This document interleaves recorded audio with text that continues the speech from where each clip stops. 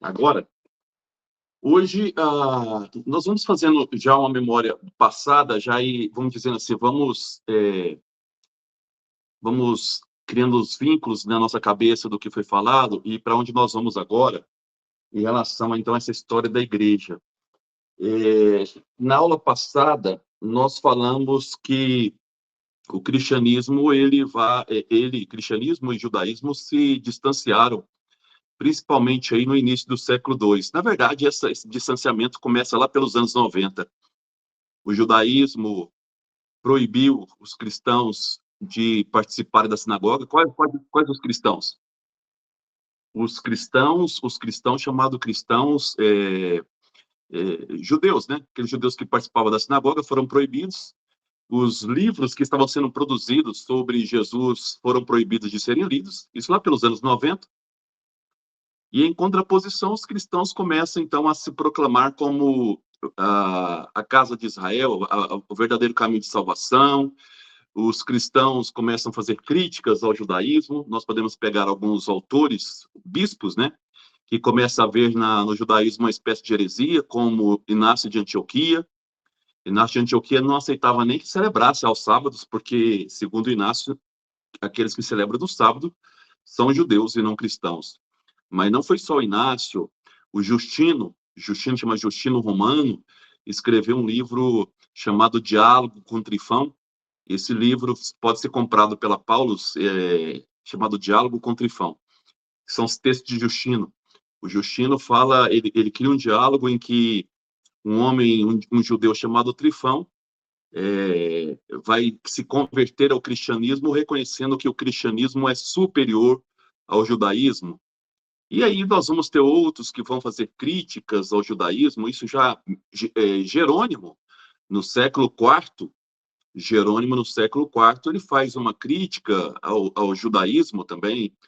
Então, aos poucos os cristãos, então, vão vendo no judaísmo uma espécie de heresia e já não querem mais que os cristãos se aproximem do judaísmo. Então, as duas correntes que nasceram juntas, né? Até o texto que eu passei semana passada para vocês, lembra aí muito a história do Esaú e do Jacó, né? Que disputavam a primogenitura, quem seria o primogênito. Então, o judaísmo e o cristianismo seriam esses dois filhos, né?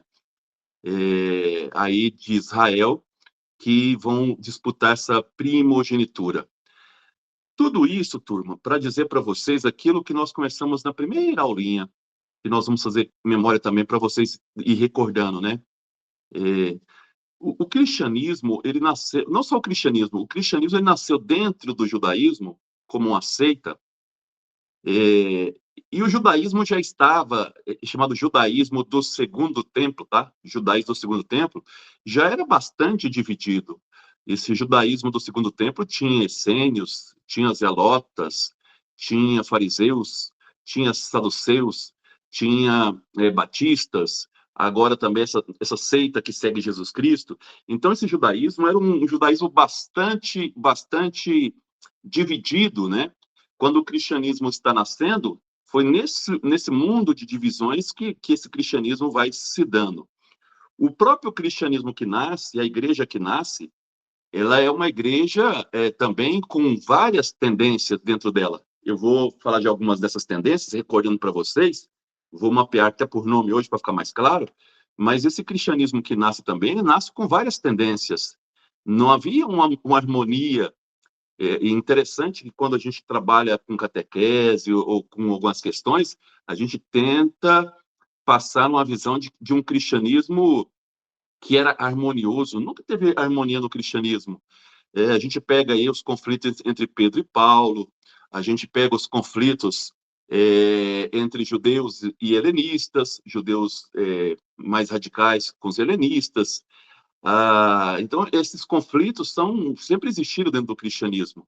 O próprio Estevão, que faleceu, né, que foi assassinado. Então, ou seja, é um cristianismo que nasce também com as suas tendências, né? Então, hoje nós vamos ver, então, aqui, só para recordar, eu até fiz uma anotação aqui, depois eu passar para vocês, que a gente pode... Essa é uma coisa importante também, que eu vou tratando isso aos poucos com vocês, tá? Estou tratando aos poucos com vocês. Antes de entrar nessas tendências aqui que eu vou falar hoje para vocês. porque a nossa tendência aqui nessa aula é chegar ao gnosticismo, né? A grande corrente, o gnosticismo foi uma grande corrente, falando do gnosticismo cristão, foi uma grande corrente que, segundo um historiador e bispo chamado Jean Denis, que foi forte do ano de 70 até o ano de 150, tá? Do ano de 70, segundo ele, do ano de 70 até o ano de 150, para ele, a grande corrente que se destaca no cristianismo é o gnosticismo, que está presente até hoje na igreja. O gnosticismo é muito forte ainda hoje. Então, nós vamos vendo isso aos poucos com vocês, tá? Nosso objetivo vai chegar na aula do gnosticismo. Então, eu vou preparar para essa aula, tá? Para chegar até essa aula do gnosticismo. Então, antes de falar das tendências, que já estudei com vocês, mas quero reforçar hoje para chegar até esse gnosticismo, é importante lembrar, só para a questão pedagógica, tá? Pedagógica, ajudar vocês a entender, o cristianismo até o ano de 90, nós podemos verificar 3 grandes gerações de cristãos, tá? 3 grandes gerações de cristãos. Do ano 30 ao ano 50, nós tivemos, então, a primeira geração de cristãos. Do ano 30, quando falando ano 30, porque eu estou colocando Jesus aí também, tá? Do ano 30 ao ano 50, até os primeiros escritos do Paulo, nós temos a primeira geração de cristãos, que são, então, a geração dos apóstolos. A geração dos apóstolos, ok?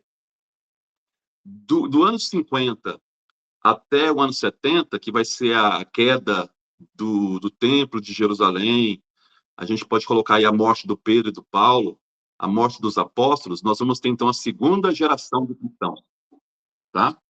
Segunda geração de cristãos. Então, primeira geração de cristãos do ano 30 ao ano 50, essa primeira geração dos cristãos é a geração dos apóstolos, tá?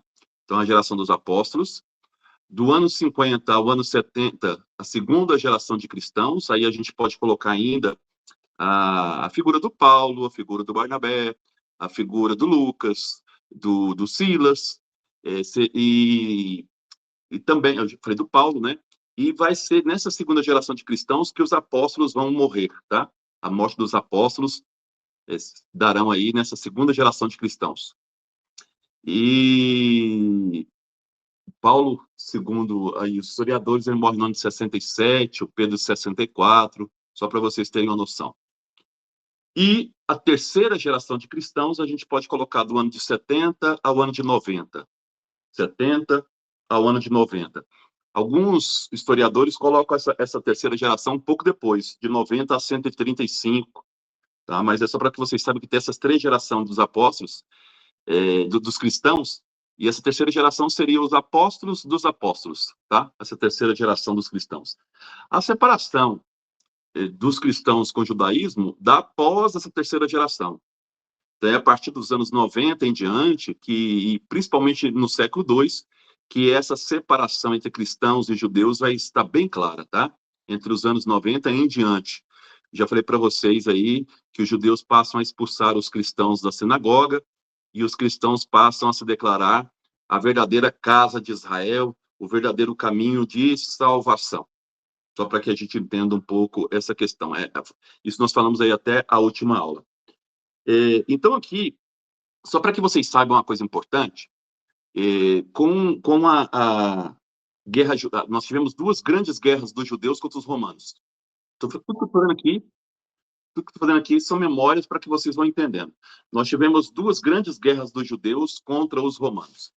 A primeira guerra dos judeus contra os romanos foi a de 66 ao ano de 70, 66 a 70, e depois nós tivemos uma guerra que foi do ano de 132 ao ano 135, tá?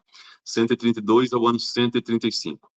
Essas 2 guerras, elas vão criar, né, 2 coisas muito claras. Primeira coisa que elas vão criar é o que nós chamamos de, principalmente a Primeira Guerra em diante, tá? Foi o judaísmo rabínico. Judaísmo rabínico. Qual é a diferença do judaísmo rabínico com o judaísmo do Segundo Templo na época que viveu Jesus? O judaísmo da época de Jesus, ele era um judaísmo extremamente dividido em várias seitas, tá? Então, o judaísmo da época de Jesus é um judaísmo extremamente dividido em várias seitas. O judaísmo rabínico não tem mais seitas. Eles procuram uma unidade. Não tem mais zelotas, não tem mais essênios, não tem mais nenhuma outra seita a não ser eles mesmos. E, na verdade, a gente fala que o que sobreviveu foi os fariseus, que se tornaram aí esses estudiosos, né, os grandes estudiosos da lei, e por isso são chamados de rabi. Aí vem judaísmo rabínico. Então, o judaísmo rabínico ele trabalha muito mais uma ideia de unidade do que de separação. E uma outra consequência dessas guerras, dessas duas guerras, foi o cristianismo criar sua própria identidade. Então, os cristãos, com essas duas guerras, cada vez mais eles se separam do judaísmo. Vai se criando uma identidade cristã. Então, podemos dizer que essas duas guerras teve como consequências a criação do judaísmo rabínico e o estabelecimento de uma identidade cristã separada dessa identidade judaica. Tá? Então, foram as duas grandes consequências dessas duas guerras dos judeus contra os romanos. Mas vamos lá, só para a gente recordar o que eu falei para vocês, para chegar até os gnósticos, nós temos que entender aquilo que eu falei na primeira aula, que não existe cristianismo, mas cristianismos no plural. E aí a gente pode observar isso já no nascimento da igreja. Então, a gente pode observar, na igreja que surge em Jerusalém, pelo menos 4 tendências, 4 fortes tendências. Eu falei dessas tendências, mas não numerei assim, vou numerar elas para vocês hoje, tá? Então, o cristianismo que surge em Jerusalém, nós vamos ter 4 grandes tendências, 4 grandes, vamos dizer assim, visões sobre o cristianismo. A primeira que nós vamos ter é aquela que eu já chamei para vocês aqui de judeus cristãos, que a gente chama de Jerusalém, os judeus cristãos de Jerusalém. Esses judeus cristãos de Jerusalém, e que inclusive está, como eu falei para vocês, são cristãos, os judeus cristãos de Jerusalém. Esses judeus cristãos de Jerusalém são hebreus. Como eu falei para vocês, a igreja que nasce em Jerusalém, todos são hebreus. Todos são judeus, tá? Eu posso colocá-los aqui como exemplo, o Tiago, o Pedro, Maria, tá? Todos eles são judeus. Esse grupo que surge dos judeus cristãos de Jerusalém, eles tinham uma autoridade sobre a igreja.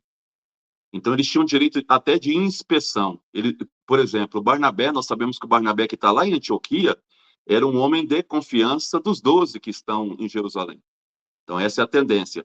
Esses judeus de Jerusalém, eles são judeus que seguem a lei plenamente, plenamente. Eles seguem a Torá, eles vão ao templo rezar, eles fazem a circuncisão nos seus filhos, eles observam as práticas alimentares dos judeus, eles são judeus. Então, a pergunta que a gente poderia fazer é: o que diferencia esses judeus cristãos de Jerusalém dos judeus de Jerusalém, dos judeus de Jerusalém? A única coisa que diferencia, é que eles defendem que Jesus é o Messias profetizado. Então, é a única diferença. Os judeus não acreditavam nisso, esses judeus cristãos, sim. Então, eles defendem que Jesus é o Messias predito, né, previsto aí pelos profetas do Antigo Testamento, tá? Então, a única diferença é essa. Eles são judeus, vão ao templo, rezam, tudo mais. Por que os judeus toleram eles? Porque os judeus também acreditavam na vida do Messias. Para esses judeus cristãos, esse Messias é Jesus. Para os outros, não. Para os outros, não. Tá? Mesmo porque a visão que se tem do Messias no judaísmo é uma visão de um chefe militar, de um chefe que iria salvar Israel da mão dos romanos. E Jesus não salvou coisa nenhuma os judeus dos romanos, ao contrário, os romanos que mataram ele numa cruz, por isso que eles não acreditavam nesse Jesus. Um exemplo clássico desse tipo de judeu está nos 2 discípulos de Emaús, que decepcionados estão voltando para casa porque o Messias deles, né, morreu numa cruz de forma vergonhosa, porque a morte na cruz era uma vergonha para todas as pessoas. Tá? Então, essa é a primeira tendência do cristianismo que nasce em Jerusalém. Essa dos judeus cristãos de Jerusalém. São judeus. Então, aqui eu posso dizer que o cristianismo, ele é uma seita, esse cristianismo que nasce, tá? Não tem nem o nome de cristianismo ainda. Esse grupo que segue Jesus e que são judeus de Jerusalém, eles são uma seita dentro desse judaísmo dividido, que é chamado judaísmo do segundo templo. Guto, até quando vai esse judaísmo do segundo templo? Vai até o ano de 70, quando o templo cai, né, com a guerra judaica romana. Então, esse templo vai desaparecer e com ele desaparece também esse judaísmo do segundo templo.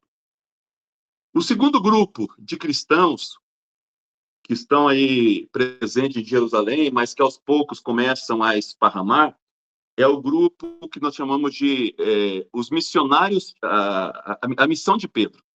O Pedro representou no cristianismo primitivo que está nascendo não apenas uma liderança, o Pedro ele abandona Jerusalém e no lugar dele fica o Tiago, o irmão do Senhor. Aqui é importantíssima essa informação, porque nós sabemos que quem comandava Jerusalém era os discípulos, os apóstolos de Cristo, mais a família de Cristo. O Tiago, irmão do Senhor, que alguns acreditam, a gente não tem como confirmar isso. Alguns acreditam que seja o Tiago menor, tá? Alguns definem o Tiago, irmão do Senhor, como Tiago menor, o apóstolo de Cristo. Mas, de qualquer forma, Jerusalém, o cristianismo que está nascendo em Jerusalém, tinha uma grande influência dos apóstolos de Cristo, que a gente chama de família espiritual, e a família de sangue, que são aí os familiares de Jesus, dentre esses a figura de Tiago, o irmão do Senhor. Então, a segunda tendência é a missão de Pedro. Pedro, nós não sabemos por que ele abandona, a gente acredita que é por medo dos fariseus, ele abandona Jerusalém e começa uma missão. Nós vamos encontrar o Pedro em Antioquia, tanto é que é lá que ele se recusa. Primeiro ele começa a comer com os gentios, depois ele passa a comer com aqueles com os judeus. Então a gente sabe que ele tem uma forte influência em Antioquia. O livro do Eusébio de Cesareia, chamado História Eclesiástica, fala que ele fez uma missão, que a fundação da igreja de Antioquia é dele. Isso não tem como confirmar, e eu até duvido disso, porque antes mesmo do Pedro aparecer em Antioquia, nós sabemos da presença de judeus helenistas que, fugindo da morte do Estevão, foram para a região litorânea de Israel, chegando até a Fenícia, onde está a Antioquia da Síria. É possível que são os judeus helenistas que fundaram a igreja de Antioquia, embora o Eusébio de Cesareia coloque Pedro como primeiro bispo de Antioquia, tá? Antioquia da Síria. Então, nós sabemos que tem uma missão do Pedro em Antioquia, graças ao Paulo de Tarso, na sua carta aos Coríntios, 1 Coríntios, versículo 1 a 12, ele fala que existe um partido do Pedro em Corinto, aquela discussão, eu sou de Paulo, eu sou de Cefa é o nome do Pedro, né? Cefa, pedra. Então, ou seja, existe um partido petrino em Corinto, o que leva a gente, ninguém cria um partido do dia para a noite. É possível que o Pedro tenha feito uma missão em Corinto, na Grécia, é possível. Quem cita isso é o Paulo, tá? Paulo de Tarso, na carta dele aos Coríntios. Então, nós vamos ver uma missão do Pedro ali em Corinto. Então, nós podemos ver aí que existe uma segunda tendência dentro desse cristianismo nascente, que é mais um cristianismo petrino. O Pedro, como é que é esse cristianismo dele? É um cristianismo moderado, Ele procura ser fiel ao judaísmo, mas aos poucos ele vai se convertendo aos gentios, aquilo que nós chamamos de paganismo. Nós sabemos, através do Atos dos Apóstolos, que o Pedro chega a batizar Cornélio e toda a sua família. Segundo o Atos dos Apóstolos, o primeiro judeu que entrou na casa de um gentio, falando de judeu cristão, foi o Pedro. E o Pedro, então, batiza ali o Cornélio com toda a sua família. Cornélio era um centurião romano.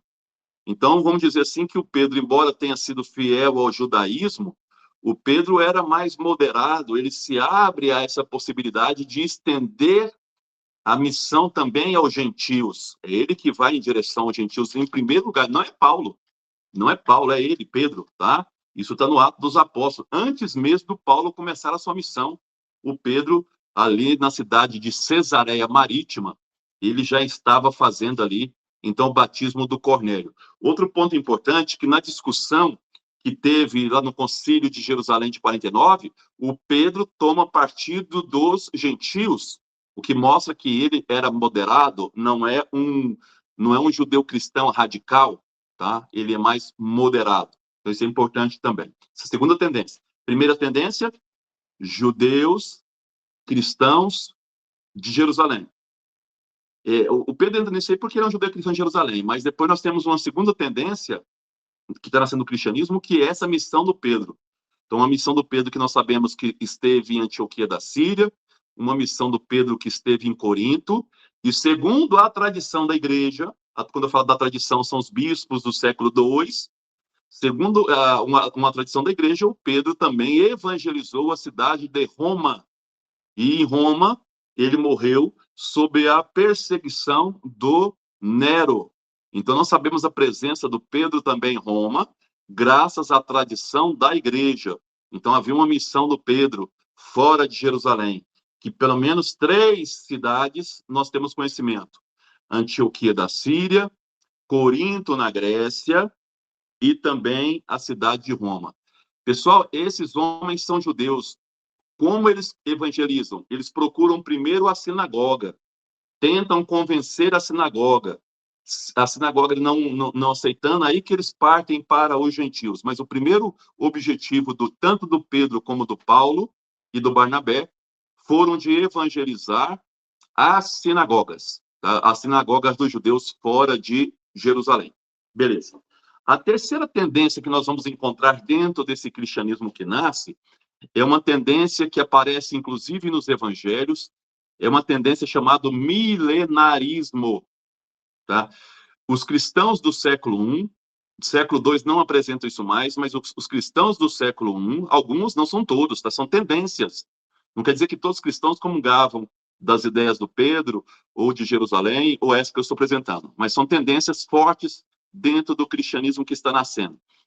A tendência milenarista, que está muito presente, inclusive, nos evangelhos de Mateus, que era judeu. Está muito presente lá. Tá? E do evangelho de Marcos também, que, embora escreva para os romanos, apresenta também essa visão milenarista.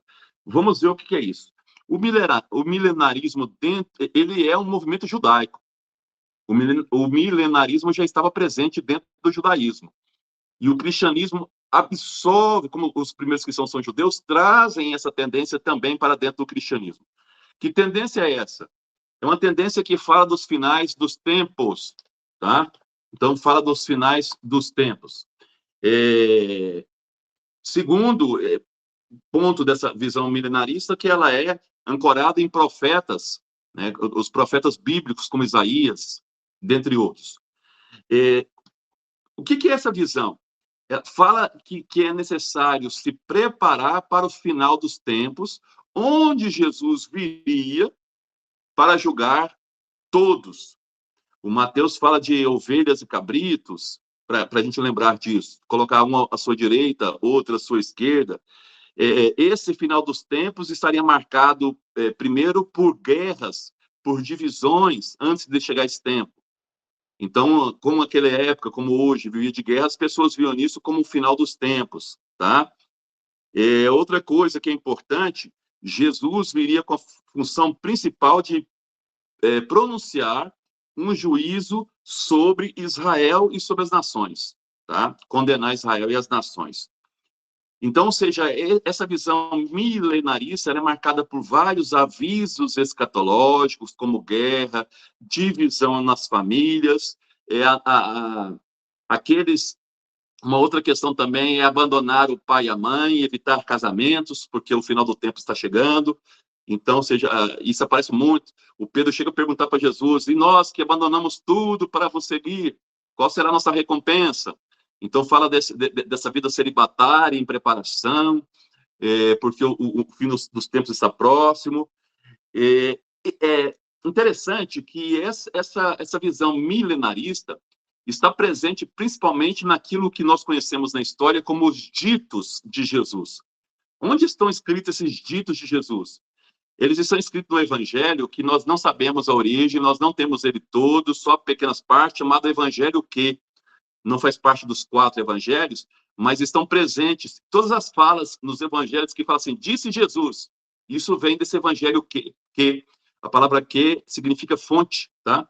Nós não sabemos quem escreveu, mas como a palavra que em alemão significa fonte, e foram os alemães que descobriram esses ditos de Jesus dentro dos evangelhos, nós chamamos este evangelho que fala disso, sempre fala assim, disse Jesus, esses são os ditos de Jesus, tá? Então, essa visão milenarista aparece muito nesses ditos de Jesus. Para que o fim do mundo aconteça, todo judeu, e os cristãos são judeus, devem cumprir plenamente a Torá. A Igreja Católica ainda mantém essa visão milenarista através de uma coisa chamada parousia, que seria os finais dos tempos, em que Cristo voltaria para julgar os vivos e os mortos. Então, isso faz parte ainda de uma doutrina católica, mas que dentro do judaísmo cristianismo foi muito forte no século I. Século I. Então, eles esperavam em vida para ver isso. Tem uma parte do evangelho que diz o seguinte, que Jesus falando sobre os finais do tempo, vai dizer, muitos dessa geração vão ver essas coisas. Então, quem está escrevendo acreditava que em vida viria esse final do tempo. É interessante que o Paulo, tem um momento que o Paulo chega a brigar com essa visão milenarista, porque muitas pessoas que acreditavam no fim do mundo já não queriam trabalhar, já que o mundo vai acabar, para que trabalhar? Por que pagar impostos? E aí o Paulo chega a dizer o seguinte, tudo bem, se vocês não querem trabalhar, também não devem comer. É aquela escrita dele, né? Aqueles que não trabalham também não devem comer. Então, Paulo está fazendo uma crítica àqueles cristãos que ainda têm uma visão milenarista, que não precisa trabalhar, que tem que ficar quieto em casa, que não precisa pagar os impostos. Então, Paulo dá uma chamada de atenção. Tá bom, vocês não querem trabalhar? Também não comam. É a fala do Paulo. Essa visão milenarista, portanto, como eu falei para vocês, é uma tendência muito forte dentro do cristianismo nascente. Ela veio do cristianismo? Não, ela veio do judaísmo, como os cristãos que nasceram, né, que formam o primeiro tipo de cristianismo são judeus, eles absorvem essa visão e transferem ela para Cristo. Cristo vai ser o grande juiz. Como é que eles chamam Jesus, essa visão? Filho do homem. Filho do homem é uma expressão do Daniel. É uma expressão do Daniel. Então, quando você vê nos evangelhos a palavra filho do homem, ela é muito própria dessa visão milenarista, porque o filho do homem virá, diz, né, o Mateus, virá sobre as nuvens e vem julgar, né, de um lado vai colocar as ovelhas e vai dizer, vinde benditos do meu pai, papapá.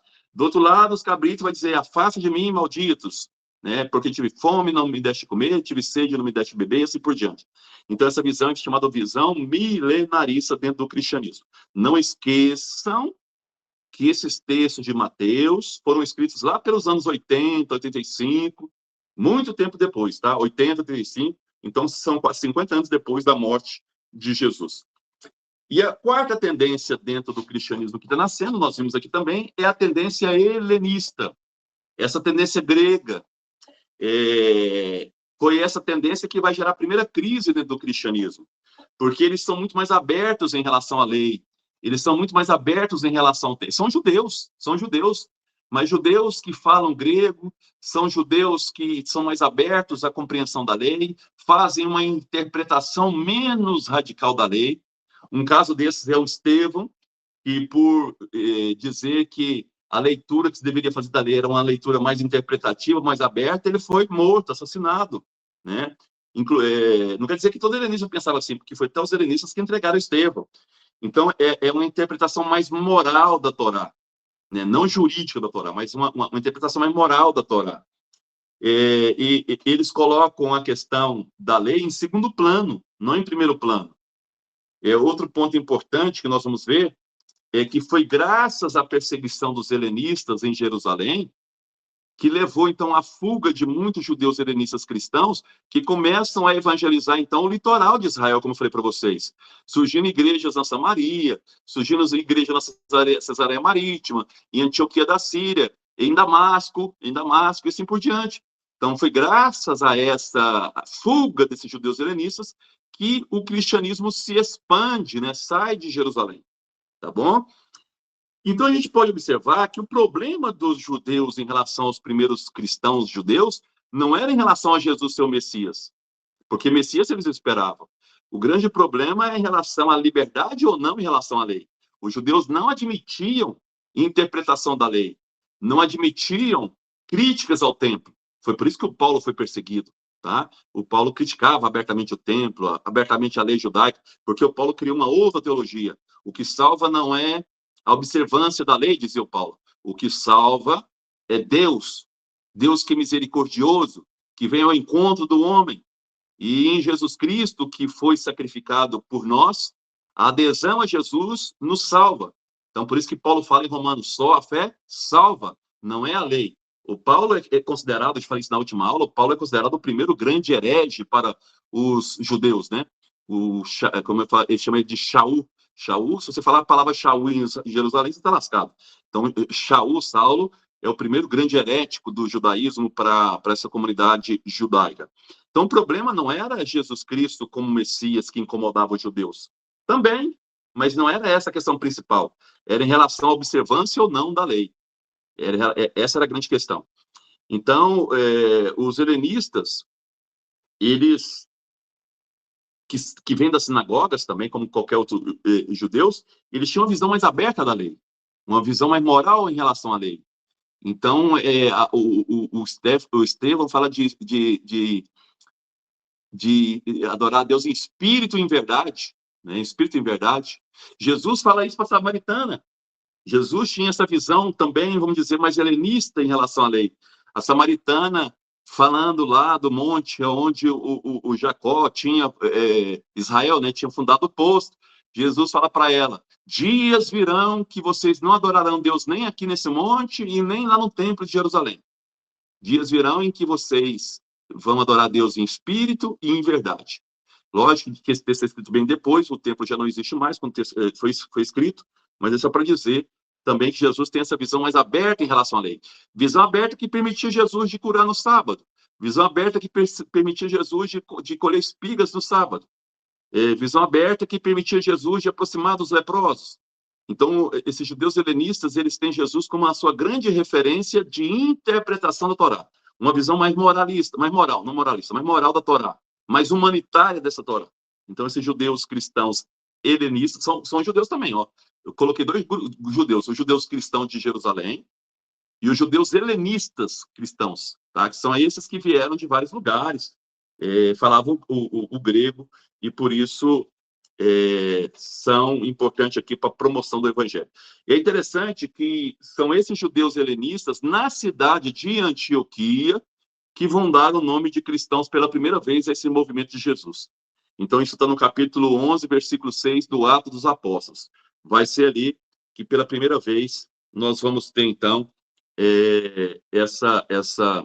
vamos dizer assim, essa denominação, essa etiqueta do nome cristão, tá? Vai ser lá em Antioquia da Síria.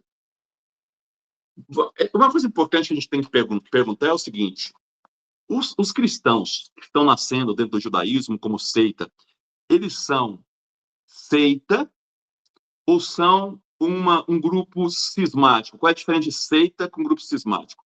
Seita quer dizer que pertence àquele grupo, tá? A palavra seita naquela época é isso, pertence àquele grupo, seita. Cismático quer dizer, já não pertence mais àquele grupo. Os cristãos eram seita ou eram aí cismáticos. Para entender o judaísmo, nós temos que ter, primeiro, 4 características para que você seja judeu. E os cristãos, os que estão nascendo, vão cumprir as 4, vamos dizer, prerrogativas. Por isso que os cristãos não são cismáticos no primeiro momento. Como eu falei para vocês, o cisma acontece depois do ano 90. Depois do ano 90. Até o ano 90, a maior parte dos cristãos de origem judaica vão seguir os 4 preceitos ou prerrogativas que tornam uma pessoa judia. Primeira prerrogativa, o monoteísmo. Né? O monoteísmo é a primeira marca de todo o judeu, acreditar no Deus único. Por isso, eu vou falar isso nas próximas aulas, fiquem bem atentos. A compreensão de Jesus como Deus não foi fácil na história cristã, não foi fácil. Muitos cristãos não acreditavam que Jesus era Deus como Deus era. Isso vai levar pelo menos 400 anos para fechar essa doutrina de Jesus como Deus. Então, eu vou falar isso a partir da próxima aula, talvez começar até hoje, se não der hoje, eu vou começar a partir da próxima aula. Pelo menos 400 anos levaram para que a doutrina de Jesus como Deus fosse finalizada na igreja. Isso só vai acontecer no concílio de Nicéia e depois em Constantinopla. Nicéia aconteceu no ano de 325, Constantinopla no ano de 381, tá? Então, esses dois concílios, Nicéia 325, Constantinopla 381, esses dois concílios vão declarar Jesus como Deus. Não que essa doutrina não existisse antes, mas não existia uma unanimidade. Esses conflitos foram muito fortes, vamos ver a partir da próxima aula. Por isso que quando você vai à igreja, se você é católico, vai à igreja rezar, existe um credo que, infelizmente, aqui no Brasil se reza uma vez por ano, em Roma, todo domingo a gente reza ele, toda missa, na verdade. Ele é chamado de credo niceno-constantinopolitano. Credo niceno-constantinopolitano, que é uma crítica ao arianismo, que vamos estudar o arianismo depois, que dizia que Jesus não era Deus. Então, esse credo fala assim, Deus de Deus, luz da luz, Deus verdadeiro de Deus verdadeiro, gerado, não criado, porque Jesus não foi criado, porque ele é Deus. Então, é um credo que vem reafirmar todas essas dificuldades em relação à primeira característica, como ser judeu e cristão e continuar monoteísta. Então, falar que Jesus era o filho de Deus para as primeiras comunidades não tinha problema, porque ou eles imaginavam que Jesus era um anjo, ou que Jesus era filho de Deus, como qualquer um de nós somos. Nós somos também filhos de Deus, mas não no sentido literal. Então, muitos cristãos não vão aderir a essa ideia de que Jesus é um Deus, Deus como Deus. Nós vamos ver isso a partir da próxima aula, inclusive, tá? As tendências dentro do cristianismo que rejeitam Jesus, falando do cristianismo, hein? Tendências dentro do cristianismo que rejeitavam Jesus como Deus. Por que eles rejeitavam? Por causa dessa primeira prerrogativa judaica. Monoteísmo. Só existe um único e somente um único Deus. Tá? Então, isso está lá no primeiro preceito daquilo que nós chamamos 10 mandamentos, ou Shema. Né? Shema, escuta, ó Israel, não existe outro Deus a não ser Deus, né? Quer dizer, o nosso Deus. Tá bom? Então, a primeira característica. Então, o cristianismo cumpria isso? Cumpria. Porque essa questão de Jesus vai levar tempos ainda para ser configurada como a doutrina que nós seguimos hoje. Segundo, uma fé de que Israel surgiu como eleição de Deus. Deus escolheu Israel. Então, todo judeu acreditava que Israel foi escolhida por Deus como um povo predileto. Isso está aí nas profecias de todo o Antigo Testamento, de que Deus escolheu Israel para ser o seu povo. Isso vai desde Moisés. Tu és meu povo e eu sou o seu Deus. Tá? Quando Deus envia o Moisés para falar lá para os egípcios. Então, essa é a eleição divina em relação a Israel. Israel como povo eleito de Deus.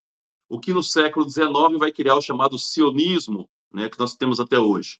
O sionismo que Israel é o povo eleito, então eles querem dominar tudo a partir dessa máxima de povo eleito de Deus. Então, quem era cristão judeu acreditava nisso, que Israel foi escolhido por Deus. Terceira característica que torna uma pessoa judia, tá? Que também faz parte da visão aqui de como o cristianismo também aderiu a isso. A crença na Torá. Torá são os 4 primeiros livros. Torá são os 5 primeiros livros, mais ou menos 5 primeiros livros da nossa Bíblia, tá? Gênesis, Êxodo, Levítico, Números e Deuteronômio. Esses 5 livros, que é chamado de Lei de Moisés, porque acreditava que foi Moisés que tinha escrito esses textos. Hoje sabe que não foi, porque até eu tenho um texto do Moisés narrando a própria morte dele, que seria impossível, tá? Então, a crença da Torá. Todo judeu cristão acreditava na Torá? Acreditava. Todo cristão acreditava na Torá. E acredita até hoje, tá? Os cristãos, sejam católicos, sejam protestantes, até hoje nós acreditamos na Torá. E o quarto ponto que tornava um judeu judeu era a participação no Templo de Jerusalém. O Templo de Jerusalém, segundo a visão judaica, era a casa de Deus, era onde Deus morava. Deus deixou de morar nos tabernáculos, que era uma casa móvel, né, ao longo do deserto. Então, quando Salomão faz o primeiro templo e depois do exílio se faz o segundo templo, né, ali era a casa de Deus, era ali que Deus morava. Então, todo judeu cristão, não estou falando nem só dos judeus, estou falando de judeu cristão, acreditava nisso. Então, os primeiros cristãos, que eram de origem judaica, acreditavam no monoteísmo, acreditavam que Israel era o povo eleito de Deus, acreditavam na Torá e acreditavam que o Templo de Jerusalém era lugar de sacrifício, mas também era a casa de Deus. Então, por isso que a gente não pode falar que os cristãos pertencem a um cisma é quando se separa, mas uma seita. Agora, logicamente que existiam outros elementos que tornavam alguém judeu, tá? Nisso, alguns cristãos já não vão comungar, como alguns judeus cristãos não vão comungar, como Paulo. A circuncisão. Os judeus levavam muita... Não se pode ser um judeu sem a circuncisão. Então, todo menino tinha que passar pela circuncisão. Você é um judeu cristão, você fazia a circuncisão. Mas os gentios não faziam a circuncisão. Então, eles vão. Aí esse vai ser o grande problema, porque o Paulo de Tarso, por exemplo, não aceita a circuncisão como um elemento definido do cristianismo. E aí começam as rupturas do cristianismo com relação ao judaísmo.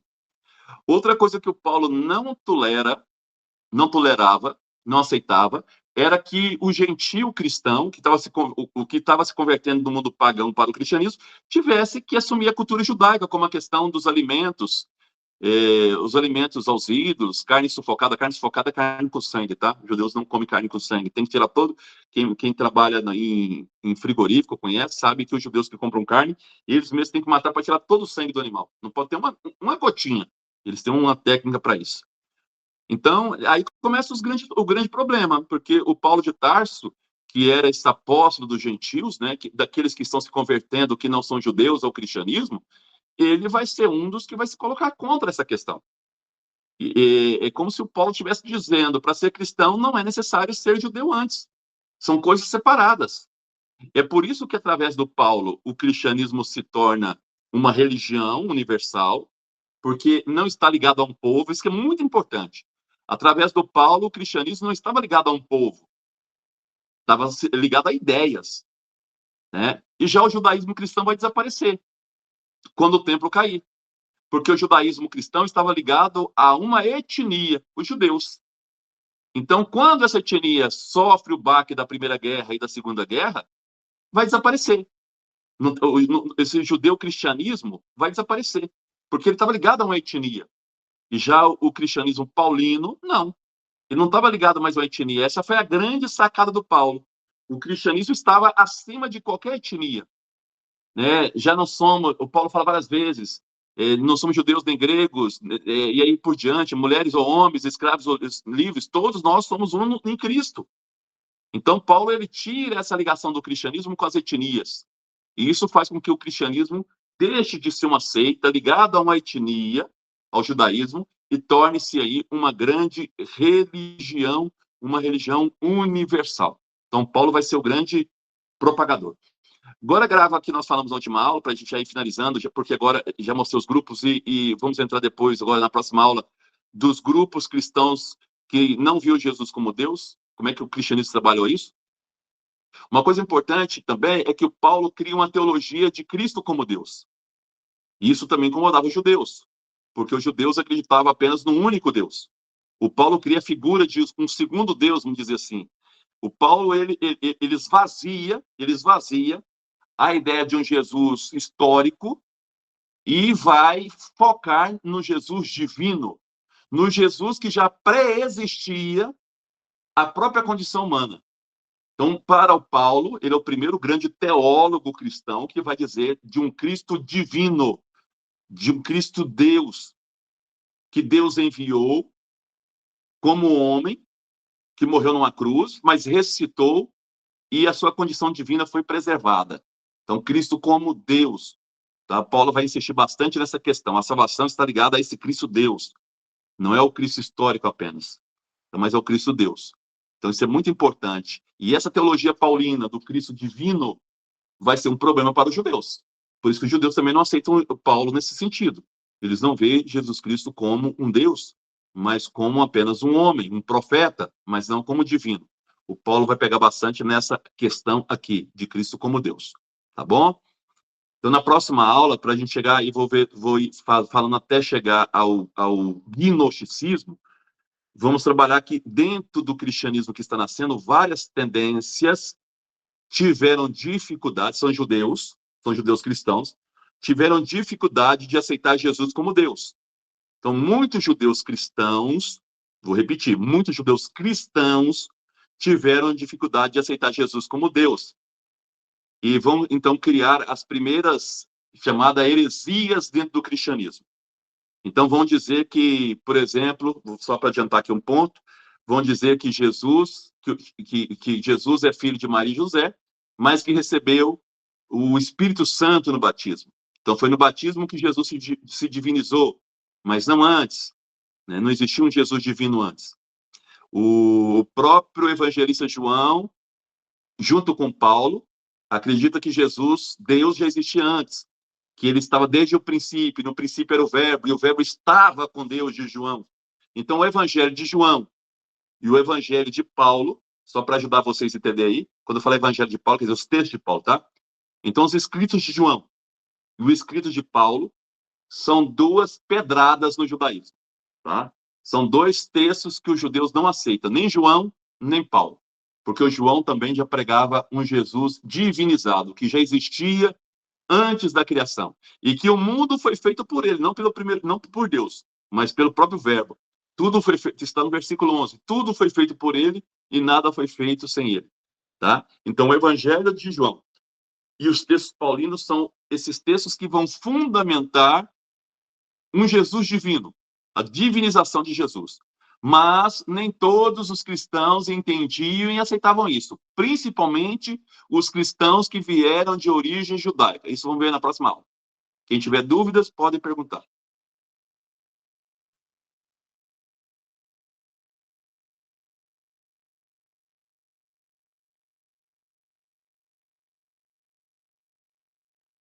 Então, eu espero vocês na próxima aula, na terça-feira, para a gente falar, então, dessa dificuldade da compreensão de um Jesus como Deus. De novo, serão 400 anos para criar a doutrina cristológica, doutrina que afirma que Jesus é Deus como Deus.